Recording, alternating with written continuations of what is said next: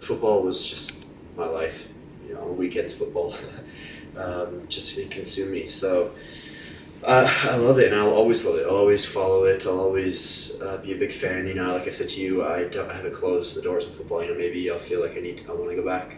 You know, maybe that will be in a few weeks. Maybe it'll be in a few years. Maybe I'll just be a fan. But football has been, such a big part of my life, and it's been so special to me. It's helped me meet the most amazing people in the world, and travel and live in different countries, and to support myself.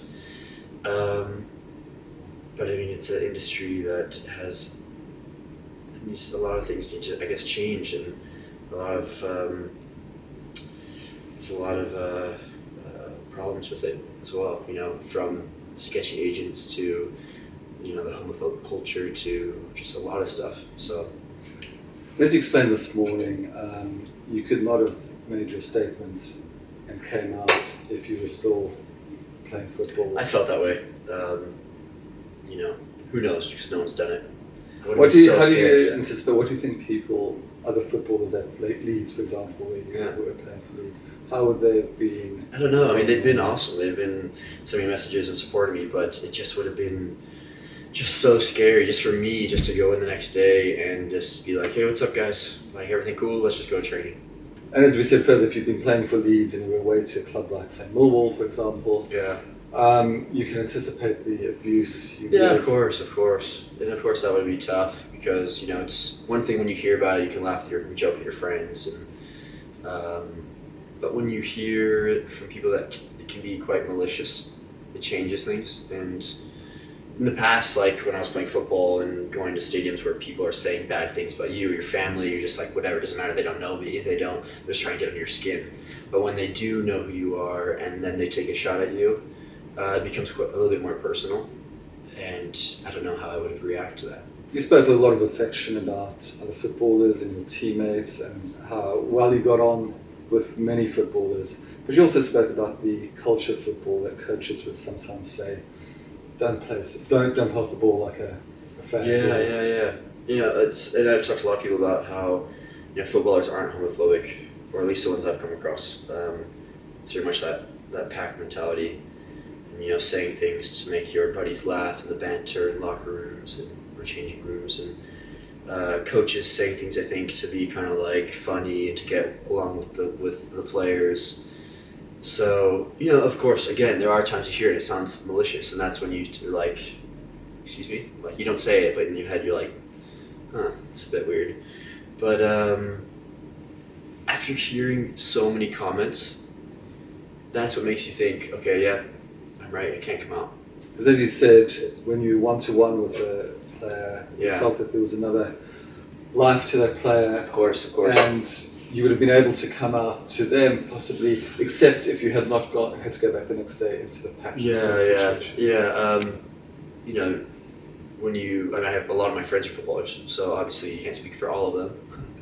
But most of the ones that I've come across, they, caring and sensitive and very interesting people with different layers. Now, when they get into that football culture, it's like they all turn into the same person almost. And I'm not trying to stereotype, but you hear stories about footballers and how we're all partiers, or we're all spending money and hooking up with all these girls, and it's like, well, obviously not, I'm gay, so. We spoke about are there any other gay footballers that you know? You said you thought carefully and you could not think. Couldn't think of one. No. I've sat down with friends and can't think of one single footballer that I could think that was gay. But obviously we know there'll be many gay footballers. Tons. I mean, footballers dress, I'm just kidding, dress really well. No, I can't think of one. And I've had tons of support from footballers. All my friends have sent me messages, but no one's said, hey, Robbie, like, I'm so happy you did this because I'm actually gay as well. No one said that, so it's gonna take more time. We said in the 80s, black footballers, there was this myth that when winter came, cold started to bite, they would disappear. Things that change now. I think black footballers are accepted, obviously. Of course. Does that give you some semblance of hope Yeah, I think I know it will change. I know that there'll be gay footballers, no doubt.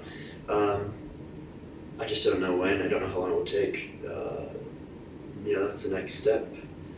The next step is, okay, how do you create an atmosphere where men and women feel that it's okay to come out and play, to come out and to continue to play and to be themselves. It's a great question. Football is there's so much history.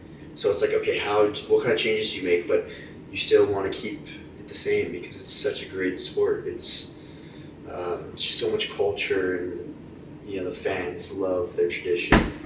So it's a tough one, but I'm positive that slowly that there'll be changes.